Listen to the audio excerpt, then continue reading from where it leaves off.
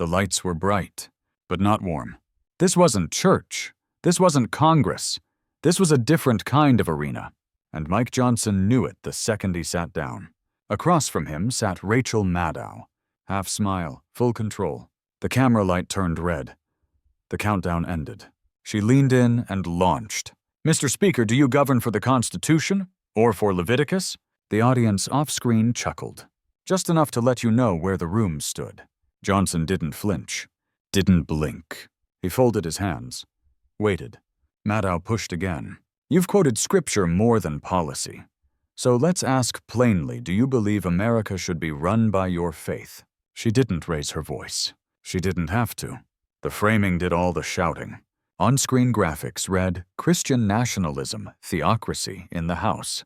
It was supposed to be a conversation, but it wasn't. It was an ambush crafted in smiles and sarcasm. The kind that doesn't yell, the kind that smirks. Johnson finally spoke, softly. "I believe in a higher law, and I believe the men who wrote your Constitution did too." That got the room colder.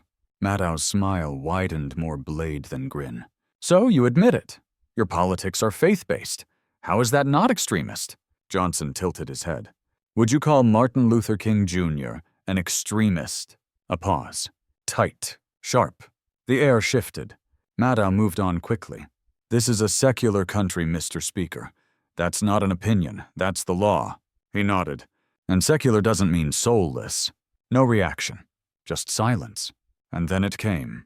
The line. The one she'd saved. "Should we be worried that the man second in line to the presidency believes the Bible has more authority than the law?" And that was the moment. The one every headline would quote, "clip, dissect." Johnson looked at her, then reached into his coat, pulled out a small laminated photo. A woman, gray hair, bent knees, hands clasped in prayer beside a flickering candle. "That's my mother," he said. "She raised 4 kids on a waitress's tips and a verse a night." He turned the photo, held it up. When she prayed, it wasn't to control anyone. It was to survive. And if you think that kind of faith is dangerous... He paused. The camera zoomed in. His voice dropped just enough to draw you closer. "Maybe the problem isn't faith. Maybe it's fear." Maddow didn't interrupt. For the first time, she didn't cut in. Because something in the room had changed. Not volume, tone. And when tone shifts, people lean in. The second the cameras cut, the editing began. Within 30 minutes, the first clips surfaced. By 45, they were everywhere. But not the full conversation. Just sound bites. Stripped, reframed, weaponized. A 5-second loop of Rachel Maddow asking, "Do you govern for the Bible or the Constitution?" Cut with Johnson, holding up the photo of his mother, paired with circus music on Twitter, captioned with, "Theocracy is here, and it's in a suit." MSNBC ran the segment again before midnight. But this time, with a panel, 3 guests, 1 secular author, 1 political strategist, 1 atheist activist. The title bar read, "Speaker Johnson and the Rise of Christian Extremism." They didn't discuss policy. They dissected his beliefs. Words like radical fundamentalist and anti-democratic were tossed like footballs. One panelist laughed. He says his mother prayed every night. Well, so did mine. That's not policy, it's poetry. The others chuckled. Johnson didn't respond. He wasn't watching. But millions were, and the message was clear. Believe like this, and we'll make you a punchline. By sunrise, the New York Times posted, Mike Johnson's dangerous blend church in the halls of state. The Washington Post called him Moses with a gavel. Late-night comedians lit up. Colbert ran a mock sermon. Jon Stewart joked, "Can someone remind Speaker Johnson the Bible wasn't ratified in 1787. On TikTok, users dubbed him Pastor Mike with auto-tuned sound bites. Secular Nation, Sacred Speaker. Even The View chimed in. Joy Behar shouted, "He doesn't want to govern. He wants to preach." Audience clapped, whooped, laughed. But behind all the noise, something more subtle was happening. CNN's YouTube comments section, normally combative, started filling with quiet confessions. "I don't even like Johnson. But mocking someone's mom praying, that's low. I'm an atheist." But Maddow looked smug, not smart. That man held up a photo of his mom and stayed calm while they laughed. That matters. But the official narrative didn't budge. They weren't just mocking Johnson. They were building a wall between faith and credibility, between conviction and competence, between morality and modernity. On Twitter, blue-check influencers posted, "If you want to live in a country where scripture trumps science, move to Iran." One podcast host tweeted, "Mike Johnson is one Bible verse away from banning evolution." The implication was clear. Faith equals danger. Silence equals complicity. And reverence, that's regression.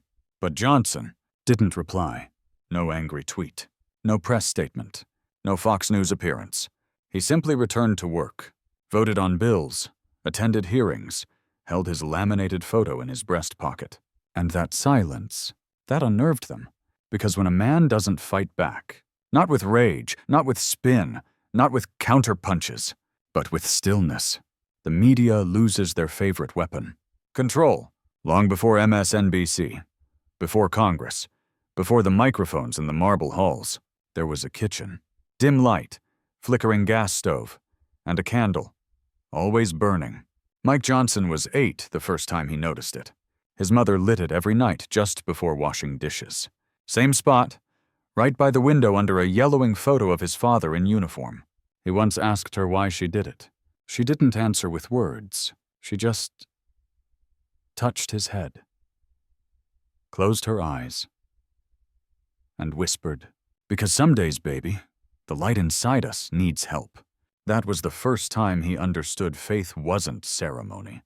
It was survival. Years later, when his father lost his job right after the plant shut down, he heard his mother cry behind the pantry door. Not sobbing, just letting go. And then, the scrape of the matchstick. That candle again, burning. While they ate rice and beans for a week straight, while his shoes had holes in the bottom, while the electric bill came with red ink, that candle never missed a night. It outlasted panic, outshone shame. And in that glow, Mike Johnson learned something most people never do. Faith isn't what you say. It's what you do when nothing works. Years passed. He grew, worked, ran for office. But that candle came with him. Not the wax, the meaning. In his wallet, he kept a folded photo, his mother praying beside it. Worn edges, creased corners, but always there. So when Rachel Maddow mocked him on national television, when she framed prayer as politics and belief as a threat, it didn't sting because of the insult. It stung because of what she didn't understand. He wasn't quoting scripture to rule people. He was quoting it because it ruled him. Because every decision he made as speaker, every vote, every bill, every word was still tethered to that kitchen, to that candle, to the sound of his mother whispering for strength instead of screaming for justice. And now they laughed at her. They mocked the flame that saved them. Not because it was dangerous, but because it was different. And that difference, that's what terrified them. Because you can dismiss anger. You can ridicule outrage. You can meme extremism. But what do? With quiet conviction. That's the real threat. Not to democracy, not to law, but to control. Because a man who kneels before God doesn't bow to pundits. He doesn't panic when polls dip. He doesn't trade his values for applause. He just holds the photo, closes his eyes, and lets the candle burn one more night. Rachel Maddow leaned forward. The air was tight. Cameras on. Tension measured in inches. The studio smelled like hairspray and steel. She was ready for blood. "So let's be clear, Mr. Speaker," she said, "you think quoting scripture is governing." Johnson didn't move, didn't blink. He sat still, shoulders square, voice calm. "I think forgetting scripture is why we govern like this." The room shifted. Slight, subtle, but real. Maddow chuckled. "Do you understand how dangerous that sounds to people who don't believe what you believe?" He looked at her. Not through her, at her. Then he said it. Soft, measured. "Rachel, what scares you about a man who prays before voting?" Boom! The room cracked, not in sound, but in stillness. Even the producers behind the glass leaned forward. Because that wasn't deflection. It wasn't attack. It was a mirror. A quiet, reflective mirror. She blinked. Searched for the next line. None came. So he filled the space. What exactly frightens you? That I believe there's something bigger than polls, that I ask for wisdom before I legislate? Or is it that I don't need your applause to sleep at night? She leaned back, arms crossed. Smiled, but not the usual way. More puzzled. More seen. The audience was dead quiet. Not offended. Curious. Because suddenly, the extremist didn't look angry. He looked like someone they knew. Their neighbor. Their father. Their high school teacher who used to open class with a verse and never forced anyone to agree. He continued, I'm not asking anyone to believe what I believe. I'm asking them to understand why I do. He pulled out the photo again, this time slower, held it up not to her, but to the camera. My mother didn't raise me to control people. She raised me to care about them enough. To pray for them. His voice dipped lower. Even the ones who laugh. That landed. Hard. Because in that moment it wasn't a politician speaking. It was a son. And Maddow. She didn't interrupt. She couldn't. Because for the first time in the entire segment, the room belonged to him. Johnson didn't raise his voice. He didn't need to. Because now the studio was listening not to argue but to understand. He glanced down at his notepad. Not a speech. Just 4 words scribbled in pen. Let love be genuine. He looked up. Held the gaze of the camera.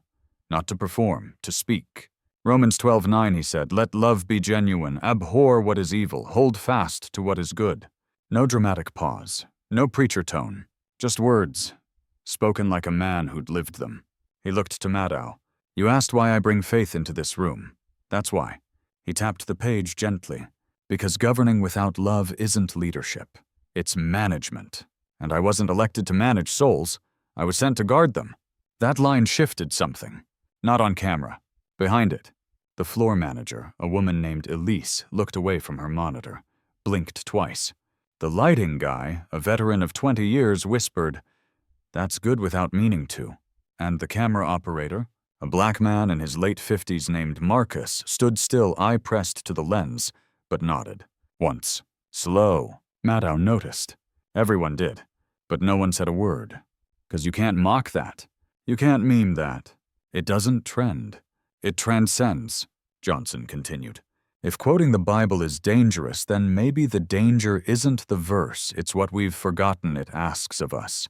To be slow to anger, to forgive when it's easier to cancel, to love even our enemies. He folded the note, placed it back in his coat pocket, then lifted the photo again. That woman right there. She quoted that verse the night my father walked out. And again the day she buried her sister. And again the day I swore my oath in this town. He looked to Maddow once more. No malice, only clarity. You want to know what guides me? It's not a manifesto. It's a memory. Silence. Not staged, not awkward. Just full. Maddow leaned back. She didn't smirk. Didn't joke. She looked at the photo. Then at him. And for a breath, even she couldn't find a line. The moment hung there. No crosstalk, no retort, just wait. Rachel Maddow, still seated across from Johnson, didn't break eye contact, but something in her posture changed. Less edge, more uncertainty. She glanced at her notes, then pushed them aside. That wasn't part of the script. She looked up. Mr. Speaker, she said, quieter now.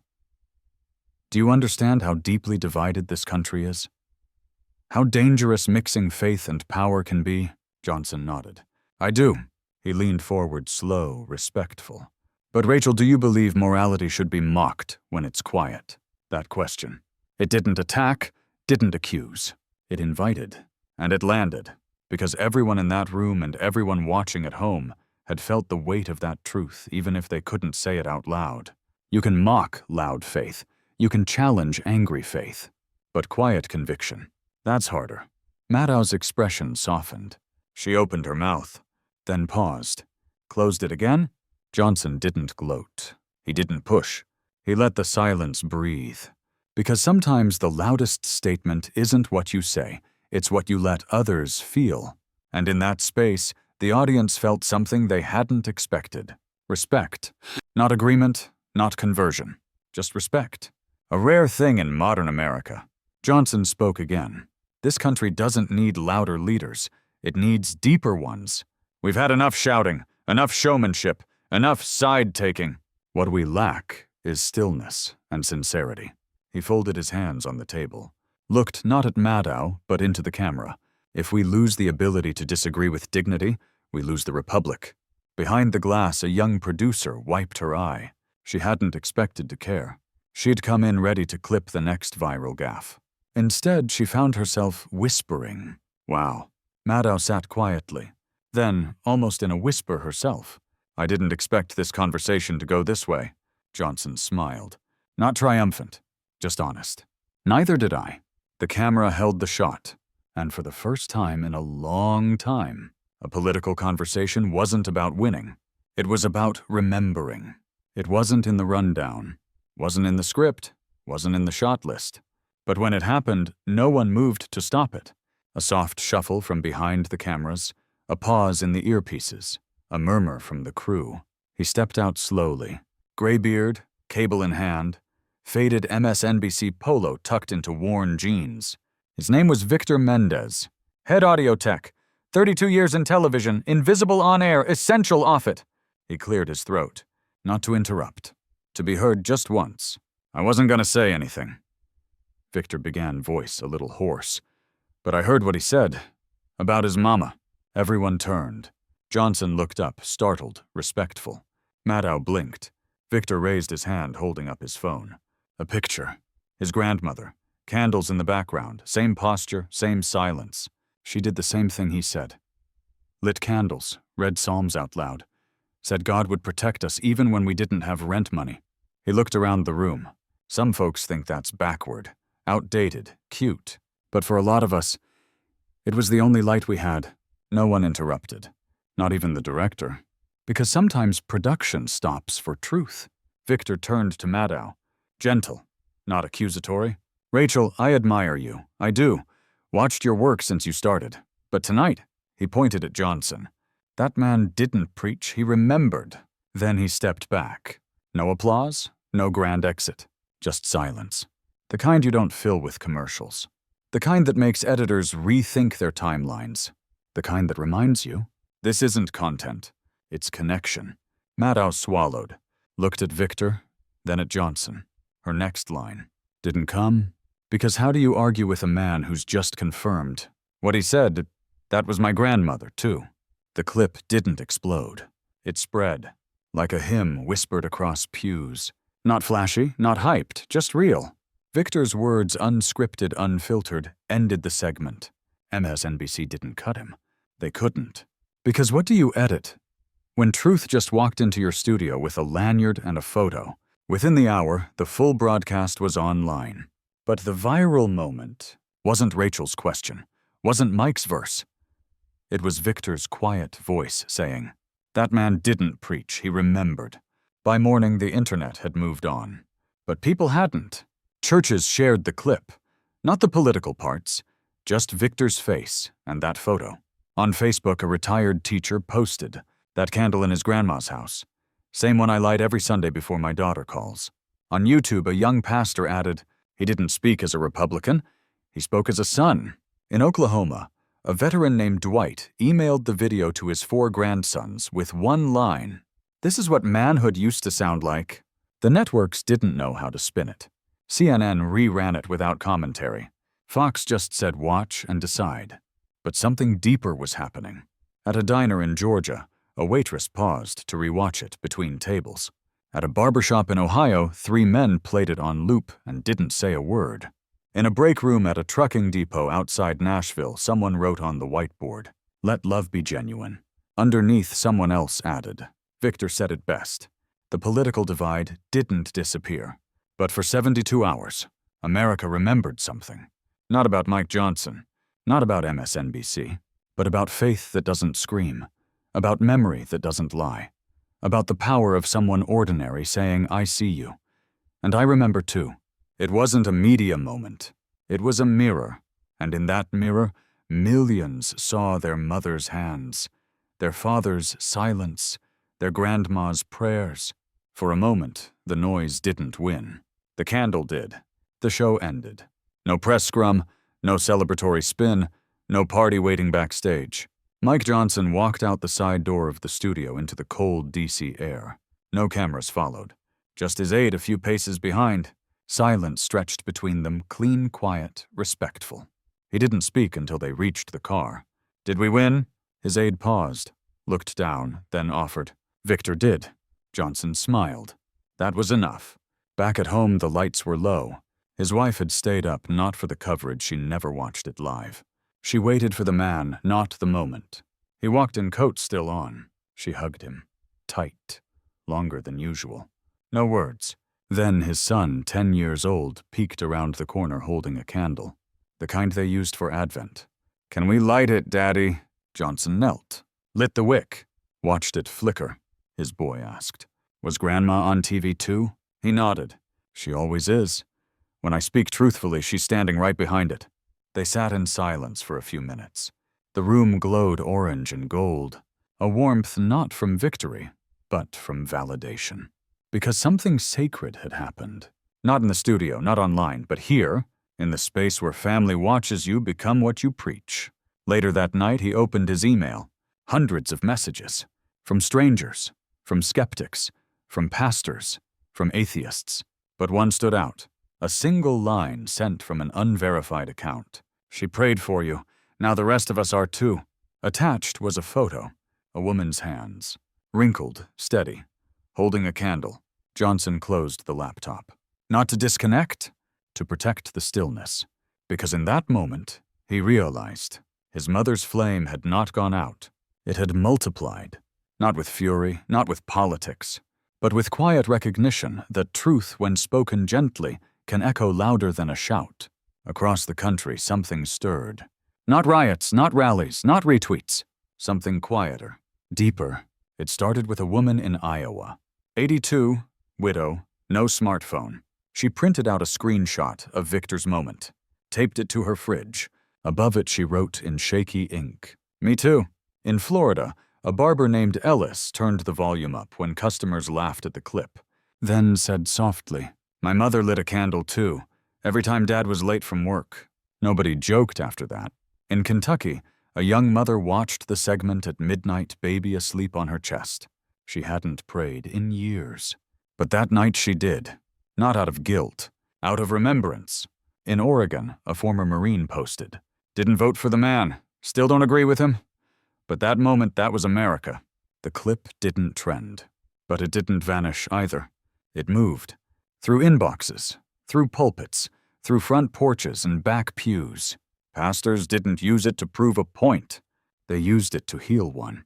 A small-town priest in Pennsylvania opened Sunday service by quoting Romans 12:9. Not with fire, with a whisper. Let love be genuine. In a VFW hall in Arizona, a row of veterans played the clip before a moment of silence. No commentary, just nods, because they knew this wasn't about agreement. It was about respect, about hearing a man hold the line without raising his voice, about seeing faith not performed but lived. One comment on a grainy repost said it best. "He didn't try to convert me. He reminded me of my father." That's what shifted. Not politics, perspective. Because for every headline that mocked, 1,000 hearts whispered, "I thought I was the last one." And that changes nations. Not with force, not with flash, but with millions of candles lighting again one by one. They didn't cheer. They didn't chant. They didn't flood the streets with signs or slogans. They just nodded. In kitchens, in pickup trucks, in Sunday schools and shift breaks. Because when Mike Johnson held up that photo, when Victor stepped forward, when the laughter finally stopped, something ancient stirred. Not anger, not outrage. Memory. The kind you feel in your chest, not your head. The kind that smells like pot roast and mothballs and candles burned down to the wick. The kind that whispers, "You're not the only one who still believes." So here's the truth. If you've ever felt mocked for praying over dinner, if you've ever been told to keep your faith private, if you've ever lit a candle and wondered if it still mattered, you're not alone. You never were. This story isn't about winning an argument. It's about remembering who we are when the cameras are off. It's about honoring the mothers who whispered psalms when they had nothing else to give. The fathers who said little but stood firm. The neighbors who brought soup instead of tweets. And the quiet patriots who never ran for office, but raised the ones who did. So if this moment stirred something in you, don't yell, don't fight, don't share this out of anger. Share it for her, for the one who lit that candle, folded that Bible, told you God was still listening even if no one else was. Because maybe tonight, someone else needs that reminder too.